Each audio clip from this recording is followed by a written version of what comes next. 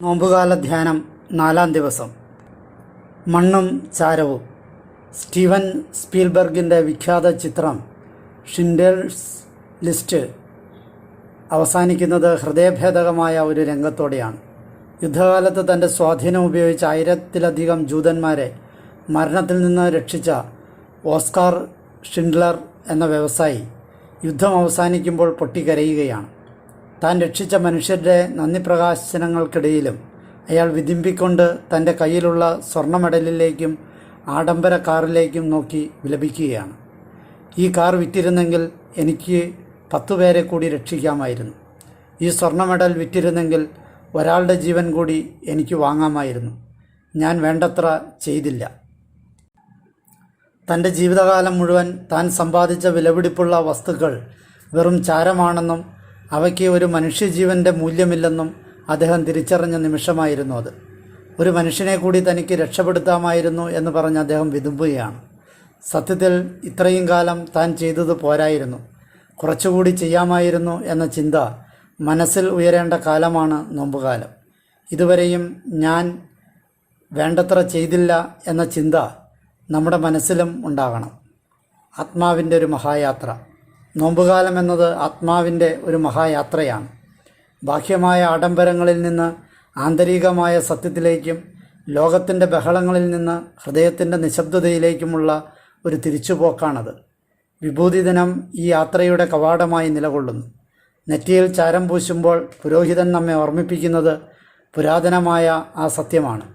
മനുഷ്യ, നീ മണ്ണാകുന്നു, മണ്ണിലേക്ക് തന്നെ മടങ്ങും.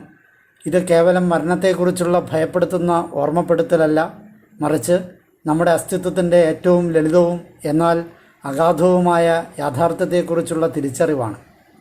നാം ഈ ലോകത്ത് കഷ്ടപ്പെട്ട് നേടിയെടുക്കുന്ന പദവികളും സമ്പത്തും ശരീര സൗന്ദര്യവുമെല്ലാം ഒരു നിമിഷം കൊണ്ട് മണ്ണായി മാറാവുന്നതാണ് എന്ന വലിയ സത്യം ഇവിടെ വെളിപ്പെടുകയാണ്. ചാരത്തിനുള്ളിലെ ചൈതന്യം. വസ്തുക്കളെ തീ വിഴുങ്ങി ദഹിപ്പിക്കുമ്പോഴാണല്ലോ ചാരമുണ്ടാകുന്നത്. ഈ അർത്ഥത്തിൽ ചാരം എന്നത് ഒരു ശുദ്ധീകരണ പ്രക്രിയയുടെ പരിസമാപ്തിയാണ്. നമ്മുടെ ഉള്ളിലെ ഞാൻ എന്ന അഹം ഭാവം ഒരു വലിയ മതിലായി ദൈവത്തിനും നമുക്കും ഇടയിൽ നിലനിൽക്കുന്നു.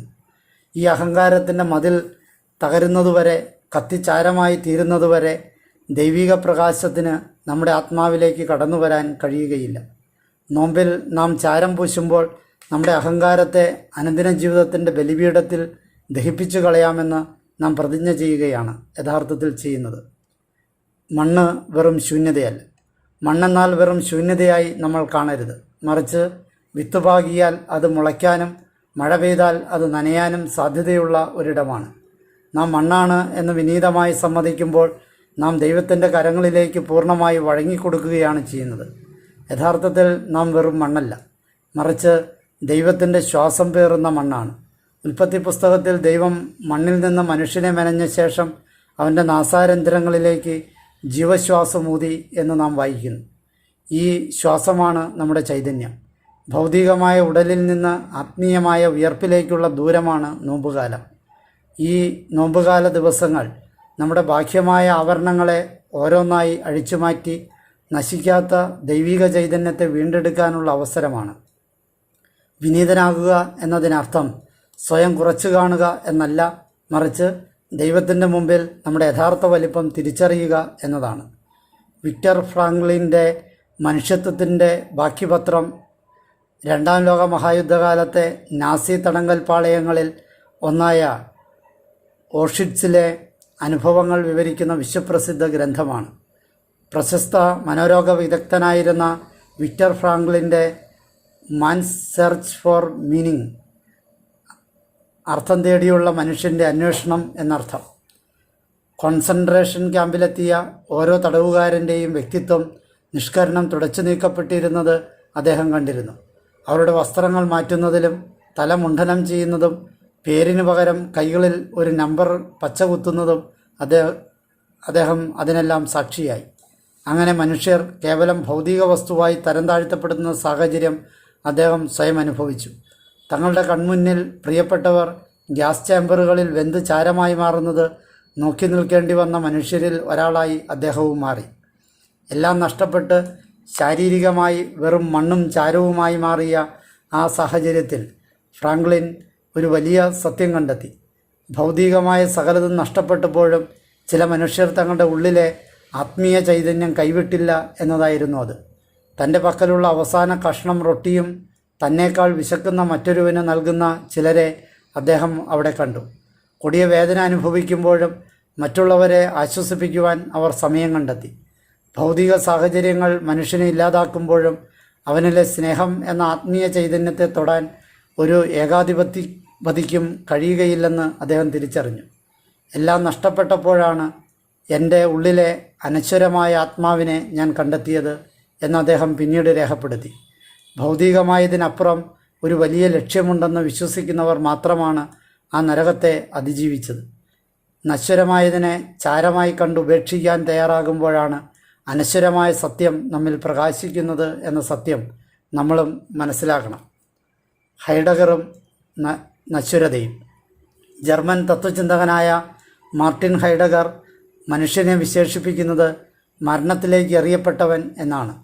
മരണമെന്നത് ജീവിതത്തിൻ്റെ അവസാനമല്ല, മറിച്ച് ജീവിതത്തിൻ്റെ അർത്ഥം പൂർണ്ണമാക്കുന്ന ഒന്നാണ്. മരണത്തെ അഭിമുഖീകരിക്കുമ്പോഴാണ് ജീവിതം അതിൻ്റെ ഉപരിപ്ലവമായ അഭിനയങ്ങൾ അവസാനിപ്പിച്ച് സത്യസന്ധമാകുന്നത്. ചാരം നെറ്റിയിൽ സ്വീകരിക്കുമ്പോൾ നാം ഈ സത്യസന്ധതയിലേക്കാണ് പ്രവേശിക്കുന്നത്. പദവികളുടെയും അധികാരത്തിൻ്റെയും ഭാരമില്ലാത്ത ദൈവത്തിൻ്റെ മുമ്പിൽ വിറയലോടെ നിൽക്കുന്ന വെറുമൊരു മനുഷ്യനായി നാം മാറുന്നു. ഈ തിരിച്ചറിവ് നമ്മെ മറ്റുള്ളവരോട് കൂടുതൽ കരുണയുള്ളവരാക്കും.